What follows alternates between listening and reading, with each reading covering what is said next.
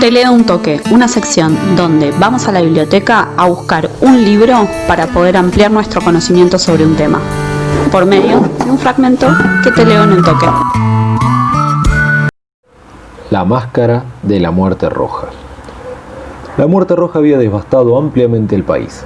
Ninguna peste jamás había sido tan fatal o tan horrible. La sangre era su avatar y su mar, la rojez y el horror de la sangre. Había dolores agudos y vértigo súbito y luego el profuso flujo de sangre que venía con la muerte. Las manchas escarlatas sobre el cuerpo y especialmente sobre la cara de la víctima eran la proclama de la peste que la privaba del auxilio y de la simpatía de sus compañeros. Y el ataque completo, progreso y terminación de la enfermedad eran incidentes de media hora. Pero el príncipe próspero era feliz e intrépido y sagaz. Cuando su dominio estuvo medio despoblado, convocó a su presencia un millar de amigos sanos e indolentes entre los caballeros y damas de su corte, y con ellos se retiró al profundo aislamiento de una de sus abadías encastilladas. Esta era una estructura extensa y magnífica, creación del propio gusto excéntrico, aunque augusto, del príncipe. Una pared fuerte y altísima la circundaba. Esta pared tenía portones de hierro. Los cortesanos, habiendo entrado, con hornillos y martillos pesados, soldaron los cerrojos. Resolvieron no dejar recurso de ingreso o egreso para los impulsos súbitos de desesperación o de frenesí que tuvieran allí dentro. La abadía estaba ampliamente abastecida. Con tales precauciones, los cortesanos podían desafiar al contagio. El mundo exterior podía cuidarse a sí mismo. Mientras tanto, era tonto afligirse o pensar. El príncipe había suministrado todas las herramientas del placer. Había bufones, había improvisadores, había bailarinas, había músicos, había belleza, había vino. Todas estas cosas y la seguridad estaban adentro. Afuera estaba la muerte roja. Era casi el final del quinto o sexto mes de aislamiento y la peste bramaba más furiosamente en el exterior cuando el príncipe próspero entretuvo a sus 1000 amigos con un baile de máscaras de la más inusual magnificencia. Era una jarana alegre y magnificente. Los gustos del duque eran peculiares. Había mucho de belleza, mucho de desenfreno, mucho de bizarro, algo de terrible y no poco de lo que podría haber causado disgusto. Y la jarana continuaba danzarinamente hasta que finalmente comenzaba el sonido de la medianoche sobre el reloj. Y luego la música cesaba y las evoluciones de los danzarines se detenían y había un cese inquieto de todas las cosas como antes.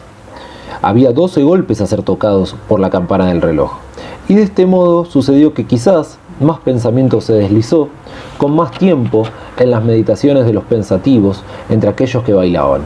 Y así sucedió quizás que antes de que los últimos ecos del último repiqueteo se hubieran hundido totalmente en el silencio, muchos individuos en la multitud que había hallado ocio se enteraron de la presencia de una figura enmascarada que no había atrapado la atención de ningún individuo antes.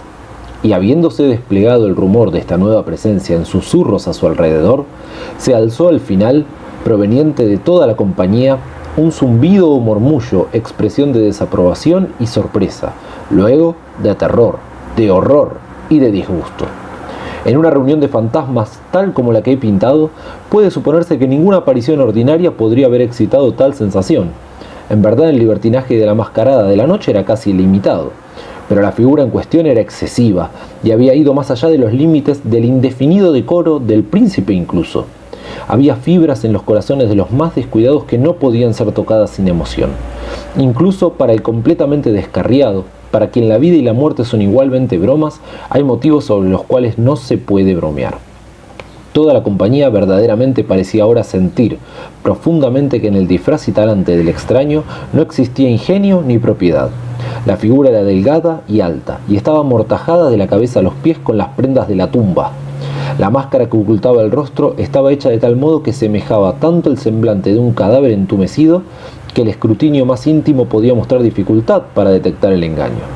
Y aún todo esto podría haberse tolerado si no era aprobado por los locos juerguistas a su alrededor.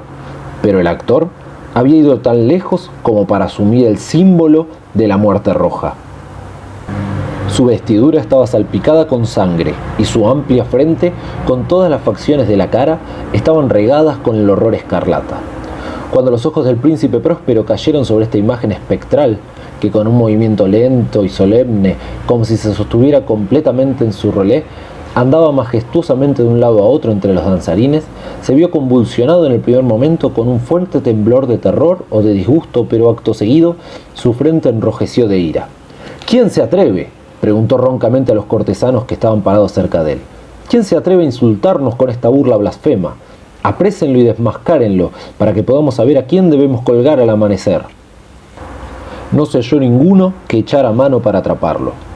Así que, no estando impedido, se acercó una yarda a la persona del príncipe, y mientras la vasta reunión, como si tuviera un único impulso, se evadía de los centros de las habitaciones hacia las paredes, siguió su rumbo ininterrumpidamente, pero con el mismo paso solemne y medido que lo había distinguido desde el principio, a través de la recámara azul hacia la púrpura, de la púrpura hacia la verde, a través de la verde hacia la naranja, de esta otra hacia la blanca e incluso hacia la violeta, antes de que se hubiera hecho un movimiento decidido para atraparlo. Fue entonces, sin embargo, que el príncipe Próspero, enloqueciendo de ira y con la vergüenza de su propia cobardía momentánea, se precipitó a través de las 6 recámaras sin que nadie lo siguiera, ávida cuenta del terror mortal que embargaba a todos.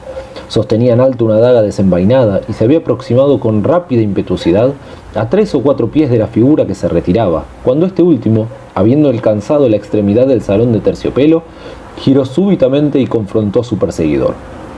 Hubo un grito agudo y la daga cayó destellando sobre la alfombra de Marta, sobre la cual instantáneamente después cayó muerto el príncipe Próspero. Entonces, convocando un coraje salvaje de desesperación, un tropel de juerguistas se lanzó enseguida hacia el salón negro, y apresando al actor, cuya figura alta se erigía erecta e inmóvil dentro de la sombra del reloj de ébano, jadeó con horror impronunciable al encontrar las mortajas enceradas de la tumba y la máscara de cadáver, que habían manipulado con una rudeza tan violenta, vacías de cualquier forma tangible. Y ahora se reconocía la presencia de la muerte roja. Había venido como un ladrón en la noche, y uno por uno cayeron los juerguistas en los salones rociados de sangre de su festejo, y murieron cada uno en la postura desesperada de su caída. Y la vida del reloj de ébano se fue con aquella última del gozo, y las llamas de los trípodes expiraron, y la oscuridad, y la ruina, y la muerte roja tuvieron dominio ilimitado sobre todo.